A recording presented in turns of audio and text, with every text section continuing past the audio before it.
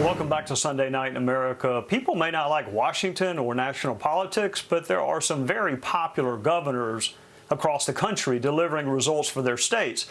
We kicked off a new series of conversations with governors across the country, and tonight we are pleased to welcome Arkansas Governor Asa Hutchinson.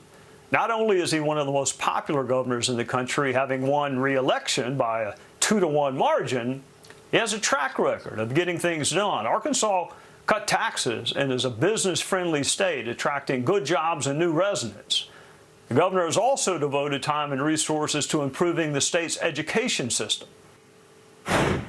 Joining us now is Arkansas Governor Asa Hutchinson. Governor, thank you so much for being with us on a Sunday night. Give us the good news. Tell us about some of the good things happening in the great state of Arkansas.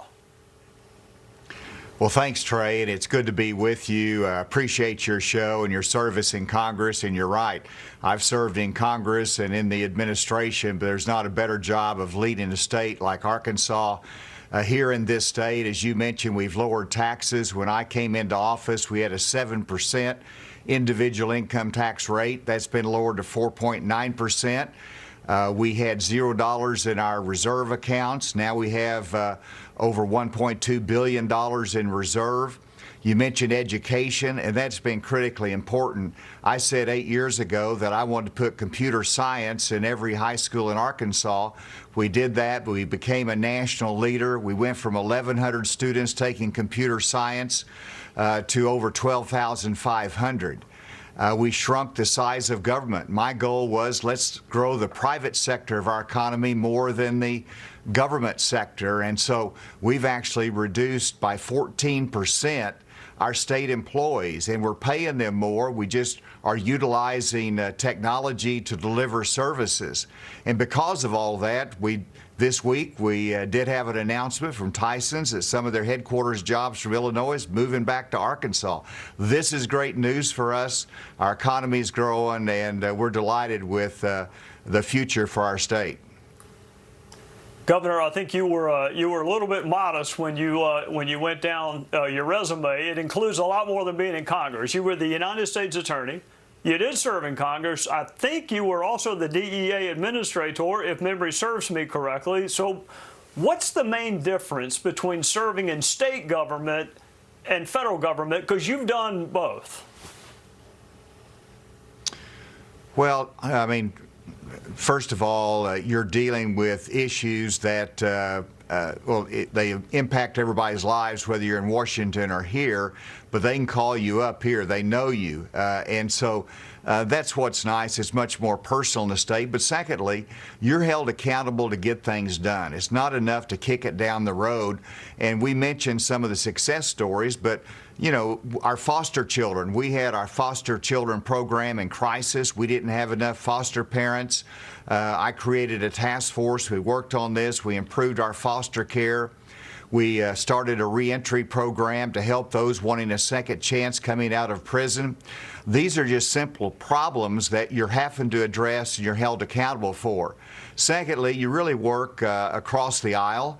Many of our proposals get Democrat support, Republican support, and so you're able to work as a team more, looking at what's best for our state and our country. And so there's still some partisan divide, obviously. Whenever you come across the pandemic, we kept our schools open, we kept our businesses open, and that was a difference in leadership among the blue states and red states. Proud of what we did here in this state in Arkansas and keeping everything open.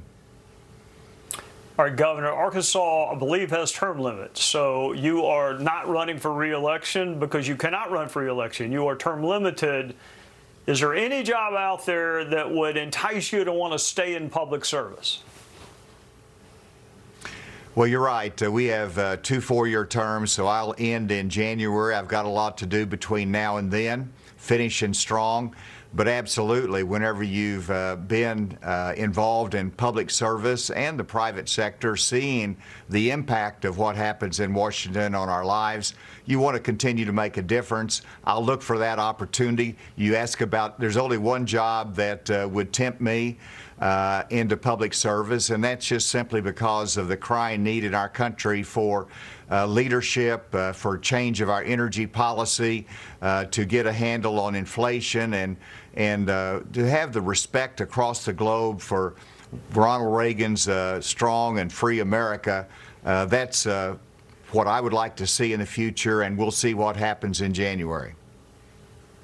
Well, Governor, I noticed you went to college in South Carolina, so I'm not saying you should retire, but if you ever do decide to retire, I think the beaches in South Carolina may be better than the beaches in Arkansas, so we would love to have you back in South Carolina when that time comes. Well, I'll be there, and I know what Spartanburg, and I went to school in Greenville. I was there recently, and I'll be going back there.